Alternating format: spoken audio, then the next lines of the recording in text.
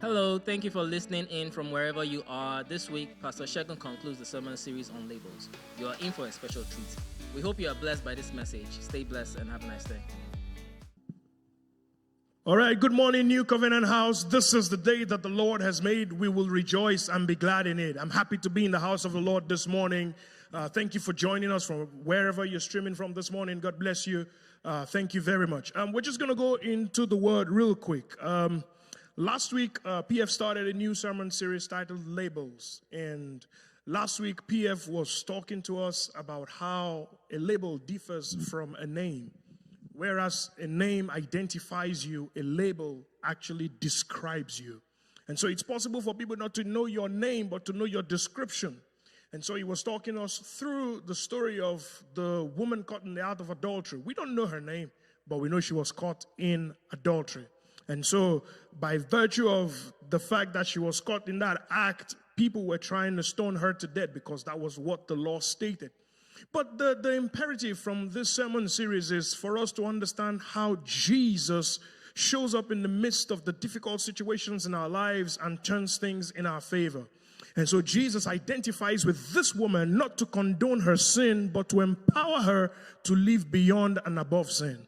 Aren't you glad, my friends, that we serve a God who has empowered us to live above every form of sin? And whereas I know we may struggle every once in a while, God has given us his righteousness so that we can live victoriously. And so today I will be attempting to land this sheep on this sermon series. And so I invite your attention with me this morning to the book of Mark chapter 5 from verse 25 through to 34. It reads on this wise.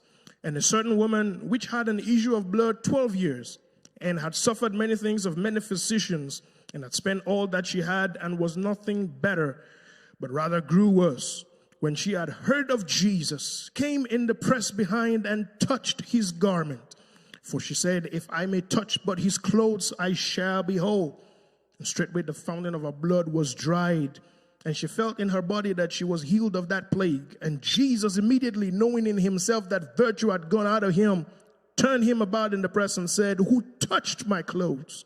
And his disciples said unto him, thou seest the multitude thronging thee, and sayest thou, who touched me?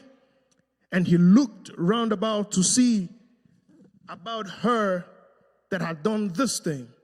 But the woman, fearing and trembling, knowing what was done in her, came and fell down before him and told him all the truth. And he said unto her, daughter, thy faith had made thee whole. Go in peace and be whole of thy plague. Let's pray. Spirit of the living God, we ask that you fall fresh upon us this morning. Lord, I ask that you put me on like a coat, wear me like a garment. Let me not speak of myself, but let me speak of you. I am asking at the end of today's presentation, let lives be changed and transformed. We thank you and we receive the victory in Jesus' name. Amen. And so, my friends, Peter, one of the apostles that lived in the time of Jesus, was introducing us and telling us about Jesus in Acts of the Apostles chapter 10 and verse 38. And he said to us, he says, how God anointed Jesus Christ of Nazareth with the Holy Ghost and with power, who went about doing good and healing all that were oppressed of the devil, for God was with him. Peter helps us realize that very paramount in the life and ministry of Jesus was the fact that he always was in the business of doing good and healing those that were oppressed. And so against that backdrop, we approach this text, which we've just read in Mark chapter 5. The scriptures open us by telling us that Jesus, I'm trying to put this in context. So Jesus, the Bible says he had just made it to the other side. We don't know where the other side is. We don't know exact location or geographical coordinates. But what we know is that Jesus had just disembarked from the sheep and he was in the other side. And it's at this point that there was a certain man named Jairus who came looking for Jesus because he had a situation in his home for which he had no solution. Isn't it wonderful to know that your God will always show up in the right places at the right time? And the Bible says that he met Jesus because he had a situation that was critical, that was life-threatening, and that was time-sensitive. And so for Jairus, any form of delay was dangerous to the life and the health of his daughter, who was sick and about to die. And so Jesus and Jairus embarked on this journey. And as they were embarking on this journey, here comes this woman whose name we do not know, but she's been described as the woman with the issue of blood. It's at this point that Jesus is dealing with two sets of people with different situations. One had an issue at home, the other had an issue of blood. And so here is Jesus in the middle of two situations and two labels. Isn't it interesting to know, my friends, that we may look different, but we all have issues, every last one of us. And so we will attempt and, look into this woman's story, who is described as the woman with the issue of blood. And so when I begin to read the text, one of the things that I am introduced to is the fact that Jesus shows up at a time where this woman had spent everything that she had. The Bible says that the situation was not getting any good for her in life. It was going from bad to worse. She was dealing with a 12-year-old situation. But my friends, let me quickly pause and go back into the story, because while they were on the journey, Jesus allowed himself to be interrupted. He was man enough. Jesus was disciplined enough to have a schedule. He had a plan. He had a journey to embark on, but he was God enough to allow himself to be interrupted.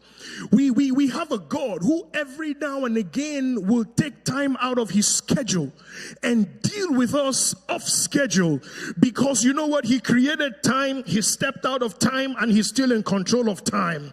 And that is why I know that it can never be too late for the believer. It doesn't matter what's happening or not happening in your life. You serve a God who is still in control of time.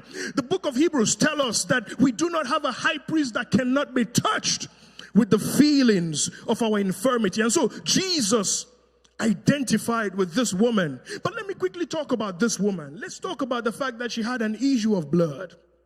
What we now refer to as the issue of blood was something that started out normal in her life. It was a normal routine occurrence, and for her it was something that was meant to last for just a couple of days. But days have now changed into weeks. Weeks have now turned into months. Months have now turned into years. And now 12 years, she's dealing with this situation that started out as normal. Sometimes normal has a way of evolving into undesirable.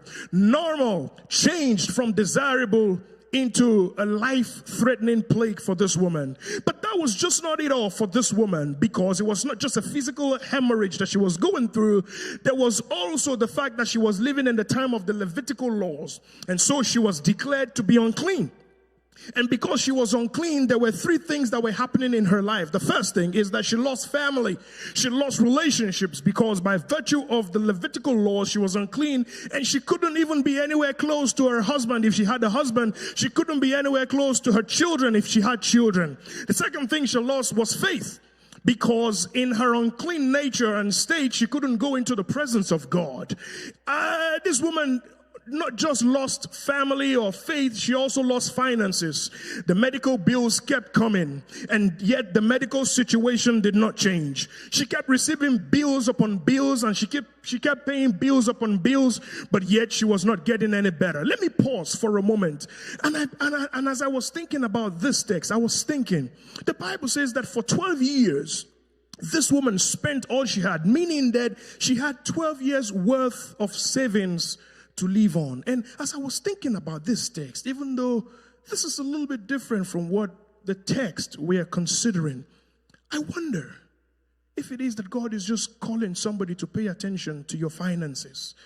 Maybe God is just calling you to pay extra attention to your finances. Moving on rather swiftly, the Bible says to us here that this woman had this situation for 12 years. And sadly enough, she had spent everything she had, and nothing was getting any better for this woman. It's at this point, my friends, that I want to sound a note of warning, because sometimes when we deal with people, we must learn to deal with them with some level of grace.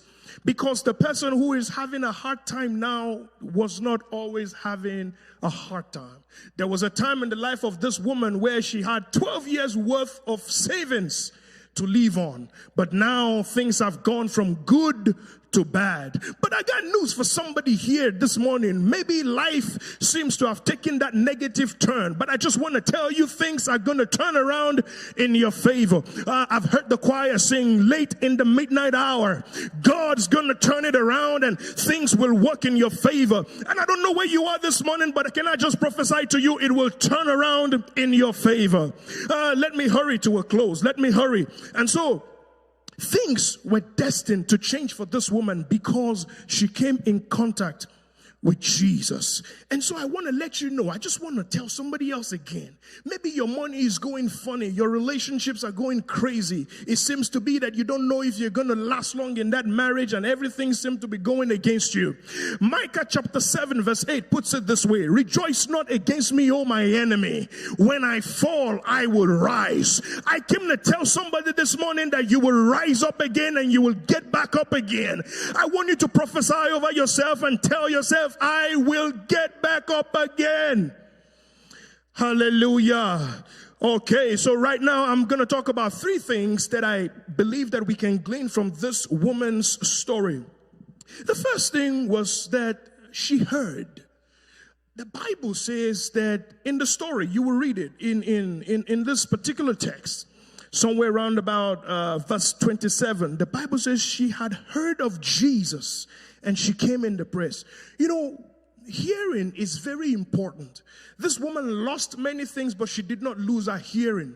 Because the Bible says faith cometh by hearing. Let me quickly identify three things that I feel stood out for me in this text about hearing. The first thing is what she heard. The quality of our faith is determined by the integrity of the propositions that we allow into our spirit. I'll say that again. The quality of our faith is determined by the integrity of the propositions that we allow into ourselves. And so for this woman, what she was hearing was Jesus. And anytime you hear about Jesus, you know something is definitely going to happen. And so what she heard about Jesus. But when she heard is also important. And it's also important to us. For the Bible tells us that she heard about Jesus after she had spent everything that she had. My friends, isn't it interesting? Isn't it refreshing to know that when everything else fails, Jesus will be the last man standing? That he will stick with you when your friends have left you, when people kiss you goodbye, Jesus will still stand with you. If you've been wondering how you made it this far and you don't even know, I just came to tell you this morning, you've only made it this far because Jesus was standing with you. Paul said in his ministry, at some point everybody forsook him. He said, but Jesus stood with me. I just want to tell somebody, Jesus is standing by you. Men may forsake you, men may ignore you, but Jesus is standing with you. But then the third thing is also how she heard. So we talked about what she heard, when she heard, but also how she heard. Because you see, what you hear is important, but how you hear it is also very important. For this woman, she did not just hear the name Jesus. She heard about the exploits in the life and ministry of Jesus. For probably she must have heard that Jesus opened blind eyes. She must have heard that Jesus cleansed the lepers. She must have heard that Jesus casted out demons, and she must have heard that Jesus was on his way to Jairus' house. And she knew that anywhere Jesus went, he was always doing good and healing them that are oppressed of the devil. And so it is in this text, my friends, that this woman was motivated by what she heard. But much more than what she heard, the second thing I want to talk about this morning is what she said. For in verse 28, the Bible says, she said, if I may touch but his clothes. Notice, if you will, my friends, she was not interested in touching Jesus. She was satisfied with touching something that was touching Jesus, for she knew that Jesus was powerful all by himself. And even if she couldn't touch Jesus and she touched his clothes, there was enough power at the hem of his garment. My friend, she said within herself, because you see, faith cometh by hearing, but faith is released by speaking. And so this is what the Bible tells us in Proverbs chapter 18, when it tells us death and life are in the power of the tongue. In Matthew chapter 12 and verse 24, it tells us, out of the abundance of the heart, the mouth speaks. In Job chapter 22 and verse 28, it tells us, it says to us, you shall decree a thing and it shall be established. Because there is power in what you say. There is power in the words you speak. And so it's about what she heard. It's about what she said. And the last thing I will talk about is what she did. But you see, it would be unfair of me to talk about what she did without talking about the difficulties and the hardships that she felt because of the situation she was up against. And you know, I call this in between places. You know, sometimes you go through situations in life, you go through labels in life that take out the strength from you. Sometimes you may have to cry yourself to sleep. You may have to weep all night. Sometimes you're just tired, exhausted. You've spent everything and you have no more energy left in yourself. I perceive that for 12 years, this woman must have cried herself to sleep many, many nights. There were many times she was just tired. There were many times she lost it. There were many times she was just discouraged. But I came to tell somebody this morning who may be in that same situation, there is a label on your life, and I don't know what it is. And sometimes you have to cry yourself to sleep.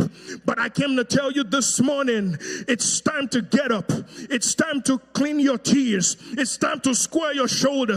It's time to lengthen your cords and strengthen your stakes. It's time to roll out your chariot, saddle your horses, roll out your tent pegs, buckle your seatbelt. Because I have a word from heaven that something is about to happen. Your God is stepping into the situation. The labels are about to change. If you believe it, shout, I believe it. And the Bible tells us that in this same situation, she encouraged herself. The Bible says she was saying to herself. The Greek word in that text connotes that it was a past continuous verb, meaning that it was something she did not just say once, she kept saying it. My friends, I came to tell you this morning that there is power in consistency. The Bible says, so mightily grew the word and it prevailed. If you are standing with God, I don't care how long you've been standing. If you stand long enough, the situations will change. The labels will fall off of you and God will give you a new label. And so as I begin to wrap this thing up and as I begin to talk about what she did, the Bible says that she didn't just speak to herself, she acted on her faith. And what did she do? The Bible says that this woman decided that whatever it was going to take, she was going to make sure that she reached out and touched Jesus. And I don't know where you are this morning listening to me, whether you're driving, whether you're in your home, whether you're on your job, but this woman decided that she was going to touch Jesus. Let me quickly tell you a little bit about the culture behind this text. Wherever this woman went as a result of this situation, she was unclean, and whoever she touched was unclean. So what this meant is that whenever the woman touched Jesus, Jesus was meant to be unclean. But you see, there is no filth in the life of a man that can deprive Jesus of his power. His power is greater than whatever filth is in your life. His power is greater than whatever it is that is plaguing you. And so the story goes that when this woman touched Jesus, you know, there are touches and there is a touch. For this woman, it was not just an ordinary touch. It was a touch of faith. She had a label upon her life for 12 years and she was tired of it. And at this point, she decided, I will touch Jesus. And the Bible says when she touched Jesus, Jesus knew that power left him. And Jesus turned around and said, who touched me? Because this is not just an ordinary touch. This is a touch of faith. This woman had a label and she wanted this label gone from her. And she touched Jesus. I want you to know, my friends, as I begin to land this sheep, I want you to ponder for a moment and think about this woman's life.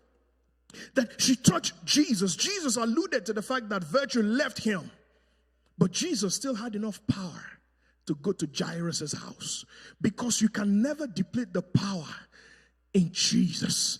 And I don't know how many people are watching us, but there is enough power in the name of Jesus to break every cycle. Oh, I hear in my spirit that there is somebody, your issue, your label is cyclic in nature, but there is enough power in the name of Jesus to break every cycle. And I decree over everyone listening to me this morning, whatever the cycle, it's broken in the name of Jesus. And so the story goes that when she touched Jesus, she was healed, and the cycle, the label, was broken. But my friends, it's interesting that the story started out with Jesus and Jairus, and I've not forgotten. And so Jesus had two issues to deal with. One was now sorted, and the other one was now in trouble, because the Bible tells us that now Jairus receives a message that his daughter was dead. And so the label of sickness has quickly changed into the label of death. And if I was Jairus, I would be so mad at Jesus and said to Jesus, Jesus, you wasted time dealing with this woman, and now my baby girl is dead. And so Jesus had to deal with a different type of label, a label of death. But the Bible says Jesus got there. Long story being short, the dead girl came back to life. I don't know what is dead in your life. I don't know what you've labeled as dead. God says I should announce to you he's bringing it back up again. And so as I begin to close, I'm seeing Jesus. He's just changed the label of this woman with the issue of blood, and he's changed the label with this young girl who was labeled dead. But I realized that there is a relationship between the two. The woman with the issue of blood had suffered for 12 years. The girl was 12 years old. And so it was Jesus in between two 12-year-old situations. One belonged to an older generation, the other belonged to a younger generation. And I perceive that Jesus was trying to unite two generations and let us know that the same God who worked for the older generation is the same God that works for the younger generation. And that is why I know that my children will live in a generation where Jesus will be glorified. And so it became imperative for the auntie to be able to work with the young girl. And so whenever the young girl begins to grow up, the auntie can remind her that Jesus is a healer. The auntie could remind her that, young girl, maybe you don't know there was a time you were dead. There was a label on your life, but Jesus turned it around. And I don't know, I just want you, if you are anywhere close to your children, lay your hands upon them and declare that your children will walk in faith. Your children will serve God. And so, my friends, it was in between two 12-year-old situations, but Jesus showed up as a game changer. He showed up as a label changer. He showed up changing the story. He showed up changing the cycle. And I don't know where you are watching us this morning, and you feel like your life is just plagued with different cycles and labels, and nothing just seems to be working out at the moment. I just came to introduce you to a God who will go to any extent to change the labels on your life.